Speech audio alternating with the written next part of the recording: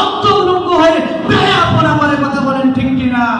বিগত সময় দেখেছি পালানোর জন্য 40 মিনিট সময় পড়েছে, কিন্তু ওয়াল্লাহি এবার উলামায়ে কেরাম একত্রিত হয়ে কেউ নতুন সরকার হয়ে ইংরেজের এজেন্ডা বাস্তবায়ন করতে চায়, পালাবার রাস্তা খুঁজে পাবো না, পালাবার রাস্তা খুঁজে পাবো না।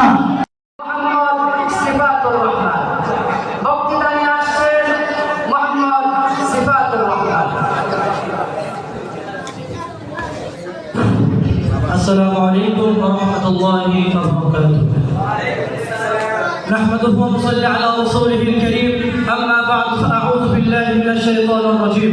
هو الذي بعث في الأميين رسولا منهم يتلو عليهم آياته ويزكيهم ويعلمهم الكتاب والحكمة.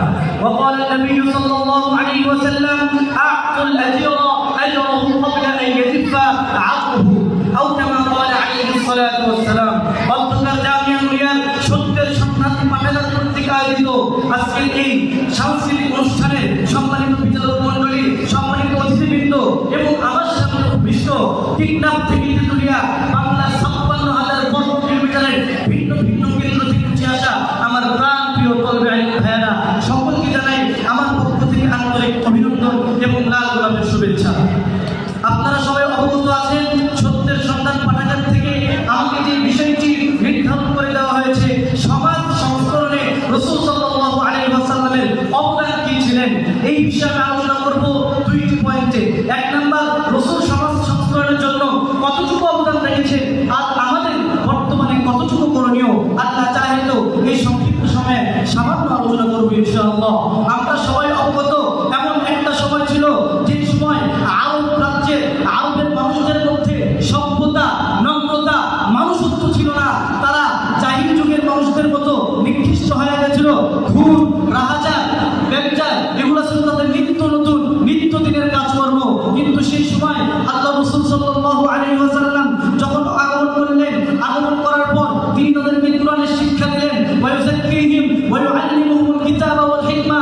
এই কোরআন, হিকমা পরিশুদ্ধ করে তিনি সমাজকে সংস্করণ করলেন, তিনি সমাজকে সংস্কার করেছেন। কিন্তু আজকে এই সংস্কার শব্দটা আমাদের বাংলাদেশে একটা হাসির পাত্র হয়ে গেছে, কথা বলেন ঠিক কিনা? বিভিন্ন সেক্টর খুলে সংস্কার কমিশনের নাম দিয়া বেহায়াপনা, অশ্লীলতার প্রচার করতেছে, কথা বলেন ঠিক কিনা?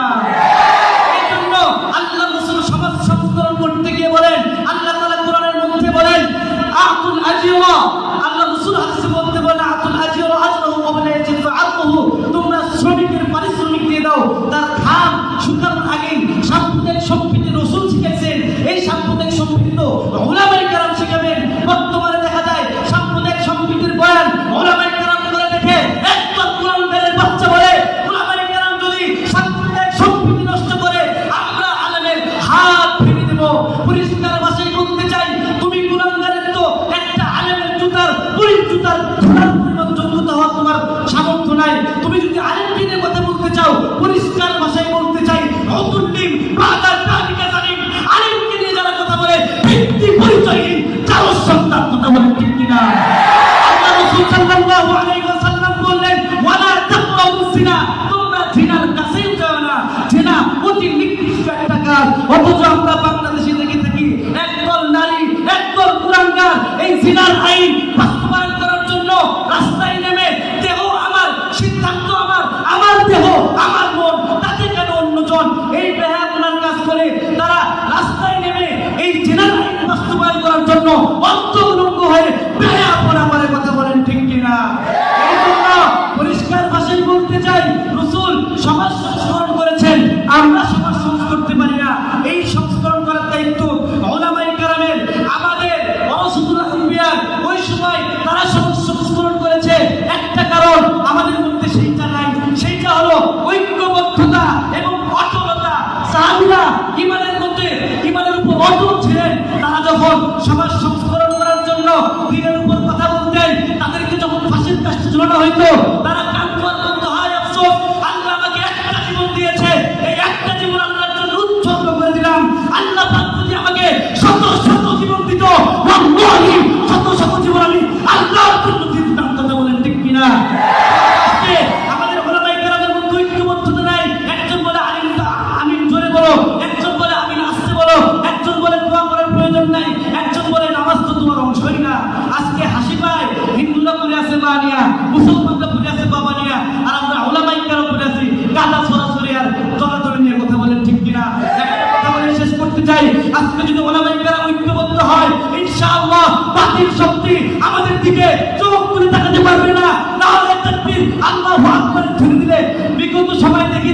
পালানোর জন্য 40 মিনিট সময় পড়েছে, কিন্তু আল্লাহি এবার উলামায়ে কেরাম একত্রিত হয়ে কেউ যদি নতুন সরকার হয়ে ইংরেজের এজেন্ডা বাস্তবায়ন করতে চায়, পালাবার রাস্তা খুঁজে পাবো না, পালাবার রাস্তা খুঁজে পাবো না।